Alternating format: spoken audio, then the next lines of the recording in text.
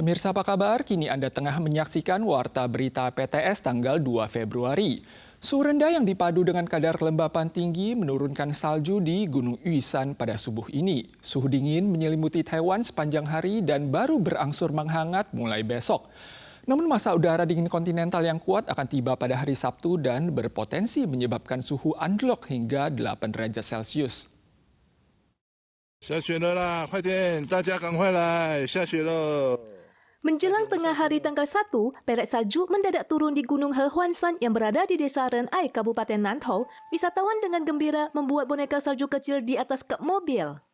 Pada dini hari tanggal 2, puncak utara Gunung Isan yang berada di ketinggian 3.850 mdpl berubah menjadi dunia serba putih dengan ketebalan salju sekitar 1 cm. Kehadiran massa udara beku kontinental membuat cuaca di Taiwan bagian utara, timur laut, dan timur terasa lebih dingin. 到了礼拜2的白天，一直到礼拜5的白天这一段时间，气温上逐步的回暖而且这个幅度上来说算是相当明显。下一波天气比较大的转变，预计会在礼拜5的晚上到礼拜6，另外一波冷空气又下来影响到我们。 Mulai Selasa, cuaca di Taiwan berangsur cerah dan suhu menghangat. Secara umum, kondisi cuaca stabil dengan berkurangnya uap air meski wilayah timur masih berpotensi mengalami hujan sporadis. Administrasi Cuaca Pusat CWA menyatakan front awan yang tiba pada Jumat akan menurunkan suhu di Taiwan Utara. Selanjutnya, massa udara dingin menyelimuti Taiwan dari Sabtu hingga Senin dengan suhu terendah 8 derajat Celcius di dataran rendah. Pakar masih akan terus memantau perubahan kekuatan massa udara dingin. Namun, berhubung fluktuasi suhu dari Selasa hingga Jumat cukup besar, sensasi suhu hangat dan dingin sangat kentara. Masyarakat akan merasakan sensasi dingin yang cukup ekstrim dan diimbau untuk menjaga kehangatan tubuh saat bepergian. Taipei melaporkan kasus kematian pertama akibat hantavirus dalam 25 tahun terakhir. Korban adalah seorang pria lansia di distrik Ta'an. Pemkot Taipei telah meluncurkan serangkaian langkah pencegahan dan akan memperkuat upaya pembersihan lingkungan di seluruh kota pada minggu ini. Menanggapi kasus kematian akibat hantavirus pada seorang lansia, Departemen Perlindungan Lingkungan telah melakukan desinfeksi, penangkapan, dan peletakan racun tikus sebanyak 2 kali dan akan melakukan operasi pembersihan lingkungan di seluruh kota pada minggu ini. Zona rawan penyakit hantavirus merupakan ruang tertutup, berdebu, dan berventilasi buruk. Warga yang menemukan kotoran tikus saat membersihkan rumah harus mengenakan masker dan sarung tangan terlebih dahulu, lalu membuka pintu jendela dan menyemprotkan cairan pemutih yang diencerkan. Diamkan selama 30 menit baru dibersihkan. Jangan menggunakan pengisap debu agar virus tidak berhamburan di udara. Biro Investigasi Kriminal berhasil memecahkan kasus pencurian simpanan bank oleh oknum bermarga Lin yang bekerja sama dengan sindikat penipuan Tiongkok untuk memperoleh foto dan data pribadi korban. Kemudian menggunakan teknologi deepfake untuk merancang gambar wajah korban dan mencuri simpanan bank mereka. Total kerugian finansial diperkirakan mencapai 200 juta dolar Taiwan. Polisi menggerebek sebuah apartemen di Peitun, Taichung dan berhasil meringkus tersangka.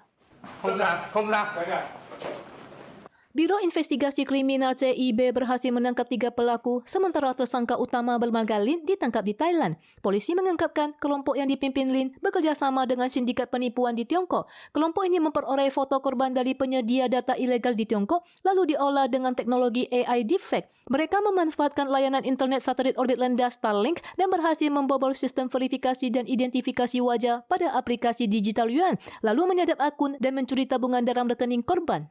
骗取大陆民众个资后，利用深伪技术制作被害人脸部验证影片，顺利透过数字人民币 App 身份验证程序。 Sedikitnya 55 warga negara Tiongkok menjadi korban dengan total kerugian diperkirakan mencapai 200 juta dolar Taiwan. Kejaksaan baru-baru ini menyelesaikan penyelidikan dan mendakwa tersangka Lin bersama 3 anak buahnya atas tuduhan penipuan. Pakar keamanan siber menyatakan meski meningkatkan kenyamanan, jika aspek keamanan teknologi AI tidak memadai, risiko penyalahgunaan data pribadi juga akan meningkat. 你的相片就被拿下来，然后呢，它就可以去做成一个影片，它可以做的用途会非常非常多。